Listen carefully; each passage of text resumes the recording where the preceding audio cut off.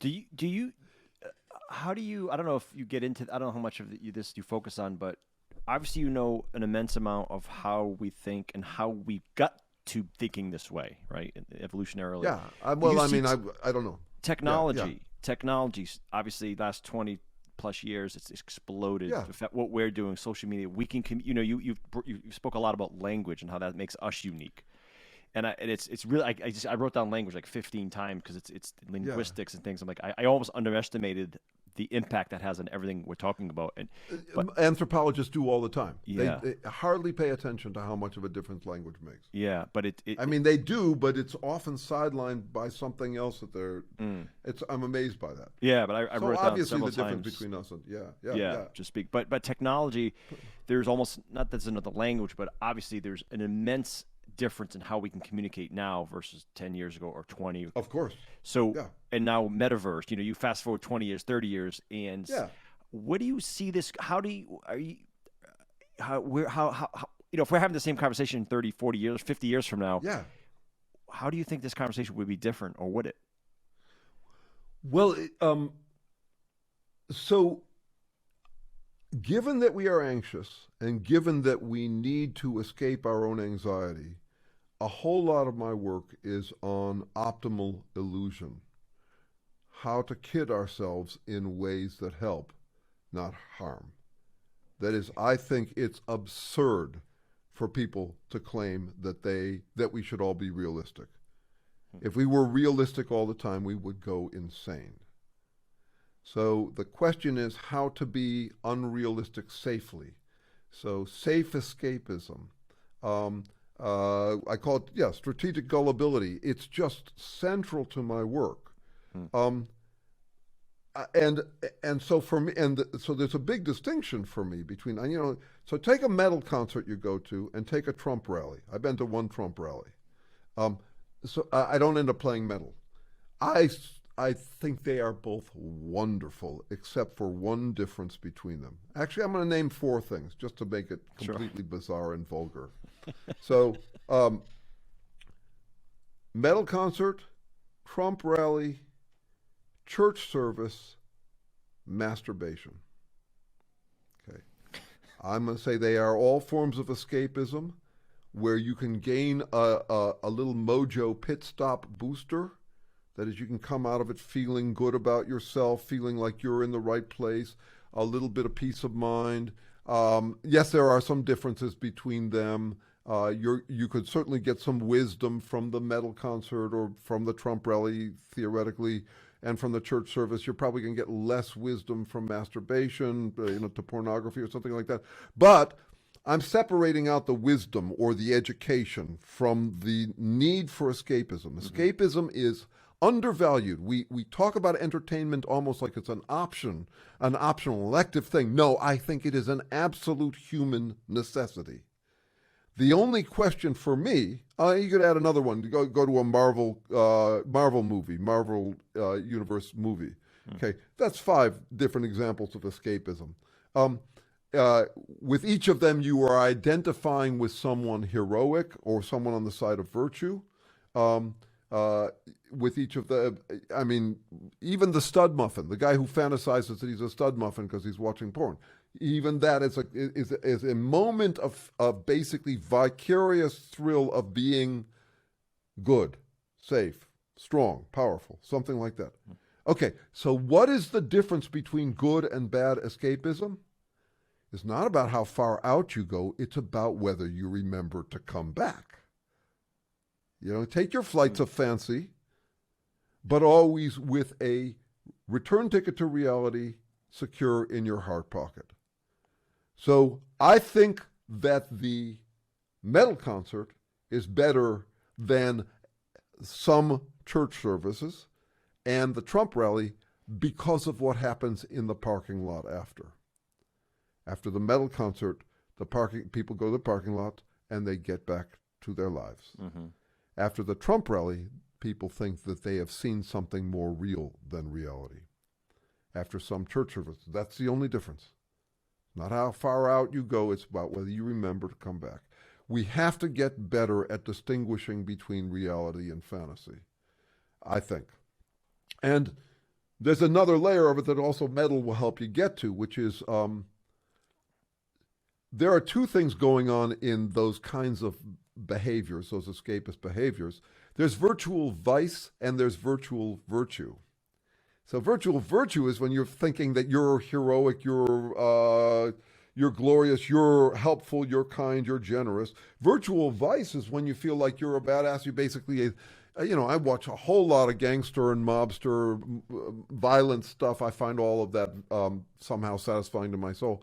We want opposite behavior. We want the virtual virtue, like thinking you're on Jesus' side, to motivate you to go out and do real virtue. You want someone to go to church and then afterward they walk out and they say, "No, I already gave in the abstract at church, and now I'm going to go." This was Luther's point. He was saying frequent communion. You go in on Sunday and then you're awful on Monday. Right. We want virtual virtue to be a motivator of real virtue. We want virtual vice to be a substitute for real vice. Okay, so this is all stuff that humans handle intuitively. We just handle it. We never even think about it. But in 50 years, if we were to talk, that would be what I'd hope we'd gotten better at, because reality's buffers are dwindling. We used to be able to afford all sorts of ridiculous folly and pretend it was real back when we had the resources and the environment and the population that could absorb it. At this point, we need to get more realistic about reality, but that doesn't mean we can, pledge ourselves to be realistic. We need escapism. What if with technology that escapism becomes less of a short-term deviation from reality? Yeah. And it becomes more the norm, where where now technology is okay, but I can escape for a little while and I come back because it's right here. But with the metaverse and technology and symbiotic relationships between humans and machines, maybe I'm escaping, quote unquote, all day, and I don't have to come back to reality. What the hell happens there? No, so we were. I was giving the optimistic story about what we would be. Yeah. I've been exercising in VR for the last 3 years. I am totally impressed by that as the first. It's the only. What is the word for it?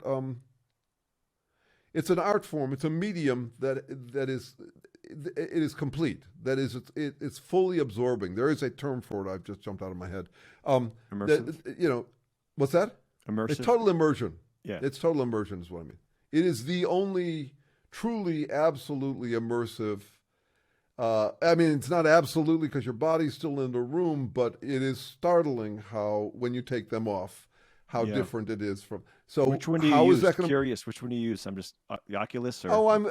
I've been using the Oculus Quest 2. I was on the Quest 1. I was on the Go before that. The exercise programs aren't proving enough to satisfy me long term, but I use Supernatural for 3 years. I use Fit. I use the boxing ones. I love the boxing ones. Have you played in any of that? Yeah. No, they're super cool. I mean, I'm a tech geek. I love that stuff anyway. So, but I take them off, and I'm right back to reality, right? Because now I'm just. That's right. Right. Yeah. So how that's going to play out is going to be interesting, because I think in some ways it makes it makes the contrast more apparent to us, and I think that's important, is to keep on noticing the contrast, because people will. I know even academic researchers who had one moment, like when they saw a vision or something like this, maybe on a drug or maybe just by themselves, and that has now tinged their entire approach to their academic research. I find it frustrating, but I never have an epiphany. There are lots of bad epiphanies, and never have one you assume is so good it's your last. But these guys, I know one cat. He's a physicist and philosopher, brilliant guy. But he once saw a vision, and that has him thinking the supernatural is real in a certain way. What? Were No, it mushrooms wasn't involved? in this case, but it could have been. No. We've done some drugs together, him and me, but Yeah. no, it wasn't when mushrooms. When he did this was when he was younger, and so he's fixated on this idea. Wow. So if you keep on taking off and on the goggles, that Yep. could actually help you recognize. Oh, I actually have to manage two different realms. Yeah. The yeah. contrast could be good for us, but in terms of in 50 years, there's a good chance that we'll all be legends in our own minds, and it'll be like that. Off in our own worlds, more and more. That's certainly it's been played out. Pixar made a movie about it. That one a couple of years ago. There was a virtual reality.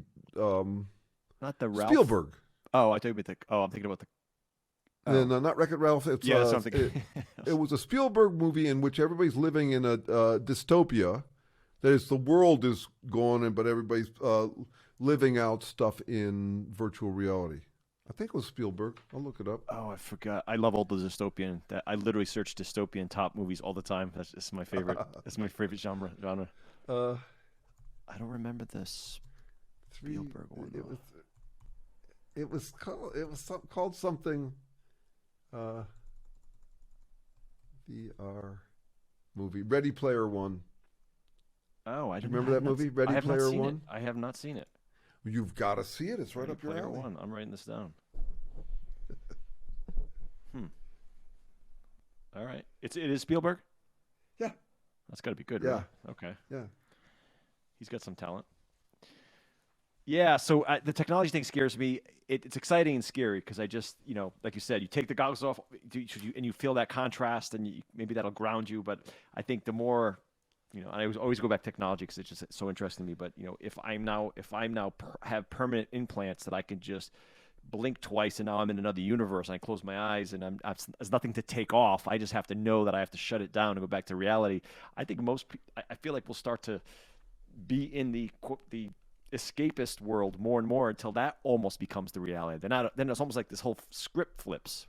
Oh yeah, yeah. That's the theme in Ready Player One.